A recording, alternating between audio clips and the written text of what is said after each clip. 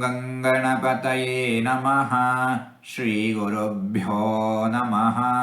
ಹರಿ ಓಂ. ನಮಸ್ಕಾರ. ಓಂ ರಜೋದ್ರಿಕ್ತಾಯ ನಮಃ. ಭಗವಂತ ಜೀವಿಗಳಿಗೆ ಅವರವರ ಕರ್ಮಾನುಸಾರ, ಅರ್ಹತಾನುಸಾರ, ಯೋಗ್ಯತಾನುಸಾರ ರಜೋಗುಣವನ್ನು, ಇತರ ಗುಣಗಳನ್ನು ಕೊಡುತ್ತಾನೆ.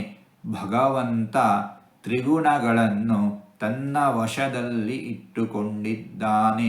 ಭಗವಂತನ ವಶದಲ್ಲಿ ತ್ರಿಗುಣಗಳು ಇವೆ.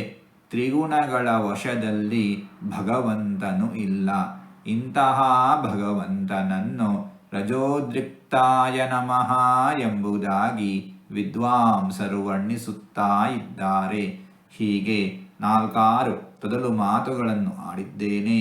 ಇದರಲ್ಲಿ ಏನಾದರೂ ತಪ್ಪುಗಳು ಇದ್ದರೆ ಆ ತಪ್ಪುಗಳನ್ನು ಬಿಟ್ಟು ಒಳ್ಳೆಯದು ಅಂತ ಏನಾದರೂ ಇದ್ದರೆ ಆ ಒಳ್ಳೆಯದನ್ನು ಮಾತ್ರ ಸ್ವೀಕರಿಸಬೇಕು ಅಂತ ಹೇಳಿ ಪ್ರಾರ್ಥನೆ. ಈ ನುಡಿಗಳನ್ನೆಲ್ಲ ಆಡಿಸಿದ ಭಗವಂತನಿಗೇ ಸರ್ವವೂ ಸಮರ್ಪಿತ. ಸರ್ವಂ ಶ್ರೀಕೃಷ್ಣಾರ್ಪಣಮಸ್ತು.